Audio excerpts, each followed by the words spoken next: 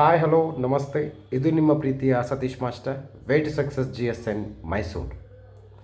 ಈ ದಿನದ ಎಪಿಸೋಡನ್ನು ಆರಂಭಿಸುವ ಮುನ್ನ ನವರಾತ್ರಿಯ ಸಂಭ್ರಮದಲ್ಲಿ ಇರುವಂತಹ ಎಲ್ಲ ಕನ್ನಡಿಗರಿಗೂ ಹಾಗೂ ಎಲ್ಲ ಭಾರತೀಯರಿಗೆ ಹೃದಯ ಸ್ಪರ್ಶಿ ಶುಭ ಆಶಯಗಳನ್ನು ಕೋರುತ್ತಾ, ಆಯುಧ ಪೂಜಾ, ವಿಜಯದಶಮಿ ಮುಂಬರುವ ದಿನಗಳಲ್ಲಿ ನಮ್ಮೆಲ್ಲರನ್ನು ಸಕಾರಾತ್ಮಕ ಬೆಳವಣಿಗೆಗೆ ಸ್ಪಂದಿಸುವಂತಹ ಹಾಗೂ ಸಾಕಾರವಾಗುವಂತಹ ಸನ್ನಿವೇಶಗಳನ್ನು ನಿರ್ಮಿಸಲಿ ಎಂದು ಭಗವಂತನಲ್ಲಿ ಪ್ರಾರ್ಥನೆಯನ್ನು ಮಾಡುತ್ತಾ, ನಾಡ ದೇವತೆ ಅಧಿದೇವತೆ ಚಾಮುಂಡೇಶ್ವರಿ ತಮಗೆಲ್ಲರಿಗೂ ಆಶೀರ್ವಾದವನ್ನು ಕರುಣಿಸಲಿ ಹಾಗೂ ಆ ಆಶೀರ್ವಾದದಿಂದ ನಮ್ಮ ಜೀವನದ ಶೈಲಿ ಹಾಗೂ ಜೀವನಕ್ಕೆ ಉಪಯುಕ್ತಕರವಾದಂತಹ ಅಂಶಗಳು ನಮಗೆ ದೊರಕಲಿ ಎಂದು ಭಾವಿಸುತ್ತಾ, ಈ ದಿನದ ಎಪಿಸೋಡನ್ನು ಆರಂಭಿಸೋದಕ್ಕೆ ಮುನ್ನ ಈ ದಿನ ನಾವು ಹಲವಾರು ಸ್ಟೇಟಸ್ಗಳಲ್ಲಿ WhatsApp status, Facebook status, Instagram videos ಹೀಗೆ ಹಲವಾರು ಸಾಮಾಜಿಕ ಮಾಧ್ಯಮಗಳಲ್ಲಿ ನಾವು ತುಂಬಾ ರೀಲ್ಸ್ಗಳನ್ನು ಅಥವಾ ಫೋಟೋಸ್ಗಳನ್ನು ಈ ದಿನ ಕಂಡಿದ್ದೇವೆ,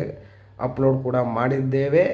ಅಪ್ಲೋಡ್ ಮಾಡಿ ಶುಭಾಕಾಂಕ್ಷೆಗಳನ್ನು ಬಯಸಿದ್ದೇವೆ, ಕೆಲವರಿಗೆ ಕೋರಿದ್ದೇವೆ ಕೂಡ.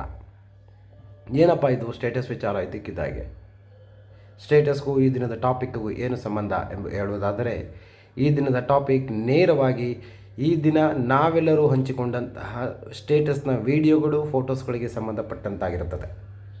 ಅಂದರೆ ದೇವರ ಮುಂದೆ ನಿಂತು ನಾವು ಯಾವ ರೀತಿಯ ಭಕ್ತಿಯನ್ನು ಪ್ರದರ್ಶಿಸಬೇಕು. ವಾಟ್ಸಪ್ ಸ್ಟೇಟಸ್ನಲ್ಲಿ today's vibes, a new family member enters to the family by purchasing a vehicle. ಹೊಸ ವಾಹನವನ್ನು ತೆಗೆದುಕೊಂಡೆವು, ಅದನ್ನು ಶೇರ್ ಮಾಡ್ತೀವಿ.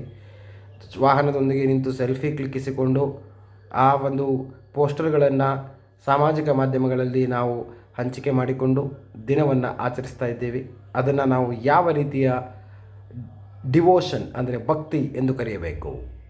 ಅದು ಒಂದು ಫ್ಯಾಷನ್ ಆಗಿದೆಯಾ ಅಥವಾ ಪ್ಯಾಷನ್ ಆಗಿದೆಯಾ?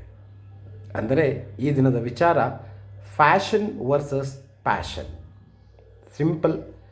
ದೇವರ ಮುಂದೆ ನಿಂತು ದೇವರನ್ನು ಬೇಡುವುದನ್ನು ಫೋಟೋ ಕ್ಲಿಕ್ಕಿಸಿಕೊಂಡು ನಾನು ದೇವರ ಭಕ್ತ ಎಂದು ಹೇಳಿದರೆ ಅದು ಫ್ಯಾಷನ್ ಆಗುತ್ತದೆ. ಅದೇ ದೇವರ ಮುಂದೆ ನಿಲ್ಲದೆಯೂ ಸಹ ತಾವೆಲ್ಲೇ ಇದ್ದರೂ, ತಾವೇನೇ ಮಾಡುತ್ತಿದ್ದರೂ ಮನಸಾರೆ ಮನಸಾಕ್ಷಿಯಾಗಿ ನೆನೆಸಿಕೊಂಡರೆ ಅದು ಪ್ಯಾಷನ್ ಆಗುತ್ತದೆ. ಭಗವಂತನಿಗೆ ಯಾವುದು ಇಷ್ಟ? ಪ್ಯಾಷನ್ ಇಷ್ಟನಾ ಅಥವಾ ಫ್ಯಾಷನ್ ಇಷ್ಟನಾ? Fashion outlook, passion inner look, or we can say it passion directly related to the soul and heart, but fashion is exactly relevant to the mind. ನಮ್ಮ ಮೈಂಡಿಗೆ ಸಂಬಂಧಪಟ್ಟಾಗೆ ನಾವು ಫ್ಯಾಷನನ್ನು ಮಾಡ್ತೇವೆ.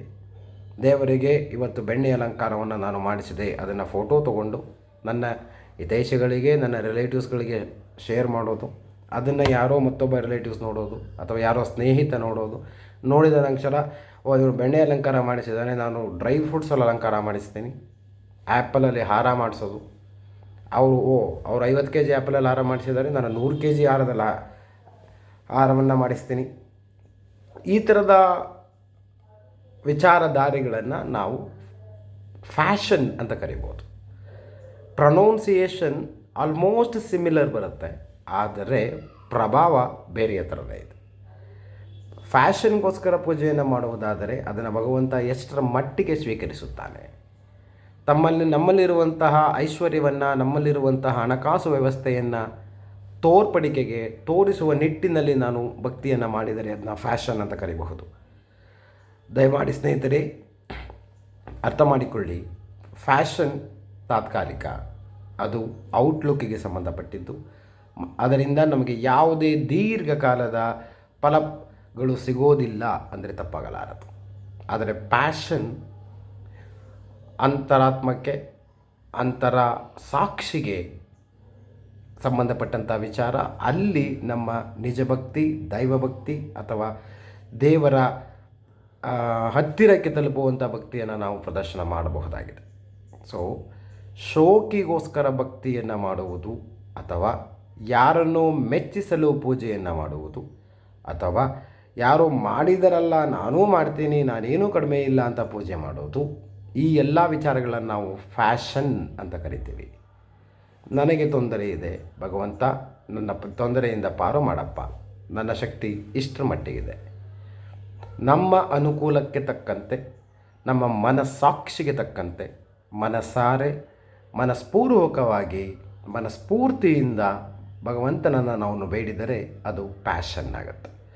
So let's all go through the passion, not to the fashion. FASHION ಅವಶ್ಯಕತೆ ನಮಗಿಲ್ಲ. PASSION ಅವಶ್ಯಕತೆ ಬಹಳ ಇದೆ. ಆ passion ಆಧಾರಿತ ಭಕ್ತಿ ಅಥವಾ ಡಿವೋಷನ್ ಅಂತ ನಾವೇನು ಹೇಳ್ತೀವಿ, ಅದರ ಕಡೆನ ಎಲ್ಲರ ಗಮನ ಹರಿಸೋಣ. ಸ್ಟೇಟಸ್ಗಳಲ್ಲಿ ಹಂಚಿಕೆ ಮಾಡಿಕೊಂಡು ಅವ್ರು ಮಾಡಿದ ನಾನು ಮಾಡ್ತೀನಿ, ನಾನೇನು ಕಡಿಮೆ ಇಲ್ಲ, ನೋಡೇ ಬಿಡೋಣ, ಆ ಥರದ ಏನಂತೀವಿ ಸ್ಪರ್ಧಾತ್ಮಕ ಭಕ್ತಿ, ದ ಕಾಂಪಿಟೇಟಿವ್ ಡಿವೋಷನ್ ಅಂತ ಕರಿಬೋದು. ಡಿವೋಷನ್ನಲ್ಲಿ ಕಾಂಪಿಟೇಷನ್ ಬೇಡ. ಇನ್ಸ್ಟೆಡ್ ಸೋಲ್ ಕಾನ್ಷಿಯಸ್ನೆಸ್ ಬೇಕಾಗುತ್ತೆ. ದ ಸೋಲ್ ಕಾನ್ಷಿಯಸ್ನೆಸ್ಸಿಗೆ ಸಂಬಂಧಪಟ್ಟ ಹಾಗೆ, ಆತ್ಮಸಾಕ್ಷಿಗೆ ಸಂಬಂಧಪಟ್ಟ ಹಾಗೆ ನಮ್ಮ ಆತ್ಮಸಾಕ್ಷಿ ಹೇಳಿದಂತೆ ನಾವು ಪೂಜೆ ಪುನಸ್ಕಾರಗಳನ್ನು ಮಾಡೋಣ. ಆ ಪೂಜೆ ಪುನಸ್ಕಾರಗಳಿಂದ ಭಗವಂತನನ್ನು ಮೆಚ್ಚಿಸೋಣ. ಆಗ ಪ್ಯಾಷನ್ ಎಂಬ ಪದಕ್ಕೆ ತಕ್ಕ ಅರ್ಥ ಸಿಗುತ್ತದೆ. ಆ ಅರ್ಥದ ಮುಖಾಂತರ ನಮಗೆ ಬೇಕಾದಂತಹ ಫಲ ಅಥವಾ ನಮ್ಮ ಉದ್ದೇಶ ನೆರವೇರುತ್ತದೆ ಎಂಬ ಮಾತಿನೊಂದಿಗೆ hereby we are signing out from Way to Success GSN from Mysore, hosted by Satish Master. Kindly subscribe the channel for the upcoming episodes, which are going to be milestone based or practical life based things what we are going to discuss via Way to Success GSN. Thank you so much.